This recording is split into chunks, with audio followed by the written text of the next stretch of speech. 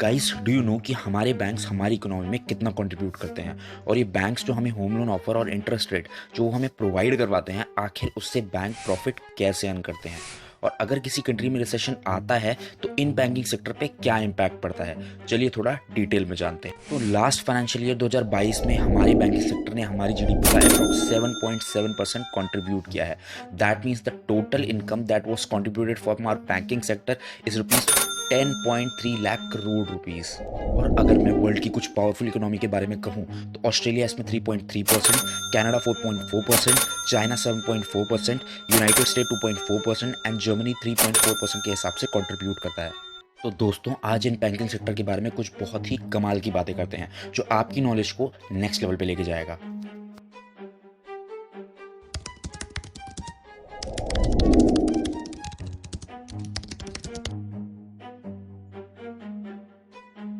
Chapter 1, how banks earn money.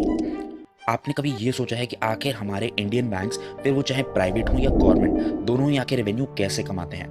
दोस्तों, banking sector का सबसे प्राइमरी रेवेन्यू सोर्स है इंटरेस्ट रेट, जिसमें कोई भी डिपॉजिटर अपना अमाउंट बैंक में जमा करवाता है और बैंक उसे उस सेविंग अकाउंट के अमाउंट की लिमिट के बिहाफ पे इंटरेस्ट रेट प्रोवाइड करवाता है। जिसमें से लाइक येस बैंक आपको 2.5% का इंटरेस्ट रेट प्रोवाइड करवाता है अगर आपकी लिमिट 10,000 से ज़्यादा है, और अगर आपकी लिमिट 10,000 से 50,000 के बीच में है तो ये इंटरेस्ट रेट 3% का होता है। और अगर आपकी लिमिट 5 लाख से ऊपर है तो बैंक आपको 5% के हिसाब से इंटरेस्ट रेट प्रोवाइड करवाता है। लेकिन बैंक्स कभी भी आपका पैसा लॉकर में रख के सेव नहीं करता, बल्कि इसी पैसे को यूज करके बोरोवर्स को लोन प्रोवाइड करवाता है। गाइस, इसमें भी मल्टीपल क्राइटेरियाज के लोन होते हैं, लाइक पर्सनल लोन जिसमें 10.5 से लेकर 24% पर एनम का इंटरेस्ट रेट होता है। Next is home loan 6.5 to 8.5 per annum का, car loan 7.5 to 12% per annum का, और educational loan 7.5 to 11% per annum तक का लोन आपको प्रोवाइड करवाता है। और ये बैंक्स इन्हीं बोरोवर्स को हमारा पैसा देकर higher rate of interest rate charge करते हैं। इस लास्ट फाइनेंशियल ईयर 2022 से 23 की ऑडिट रिपोर्ट के अकॉर्डिंग एसबीआई ने 56,558 करोड़ तक का प्रॉफिट जनरेट किया था, जो कि हमारे इंडिया के गवर्नमेंट बैंक की लिस्ट में सबसे टॉप में है। और दोस्तों, वहीं एचडीएफसी ने भी लास्ट फाइनेंशियल ईयर में 46,149 करोड़ तक का प्रॉफिट बुक किया था। Chapter 2, how people scam using name behalf of banking employ. आपने कभी ये सोचा है कि जिस बैंक में हम अपना पैसा सिक्योरली डिपॉजिट करवाते हैं, आखिर वही बैंक भी हमारे साथ किस तरह फ्रॉड करते हैं। दोस्तों, इस फाइनेंशियल 2023 में अब तक लगभग 13,350 से ज़्यादा फ्रॉड केस रजिस्टर हो चुके हैं, जिसमें से almost 49% cases are digitally payment and card internet category के थे। Report reveals that a Mumbai-based man lost rupees 22,396 to a fraudster who was impersonating a banking employee. Next is a 29-year-old man was dupe of more than rupees 22,000 in an online fraud. According to the Hindustan Times report, 15 July 2023 को the borrower company and its director Kanta Sharma was convicted by the court on December 12, 2017, and the other accused director was absconding since. Central Bureau of Investigation (CBI) on Friday arrested a former director of a private firm who was an accused in a 22 crore bank fraud case, which was reported from Noida in 2014 and on the run for over 8 years.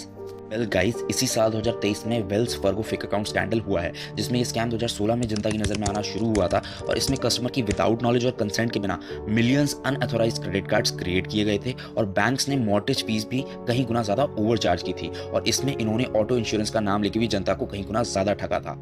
और इस scandal के बाद guys, Wells Fargo being find $3 billion by the customer financial protection bureau (CFPB) and other regulators. और bank ने 5,000 employees को fire किया था जो इस स्कैंडल में मौजूद थे। और दोस्तों, फिशिंग स्कैम भी इंडिया में बहुत ही बड़े स्कैम में से एक है, जिसकी वजह से 2019 में बहुत सारी पब्लिक अफेक्ट हुई थी। और इन स्कैम को अंजाम देने वाले भी बहुत सारे इंडियंस ही थे जो इस स्कैम में मौजूद थे। Chapter 3, how recession damage our banking sector.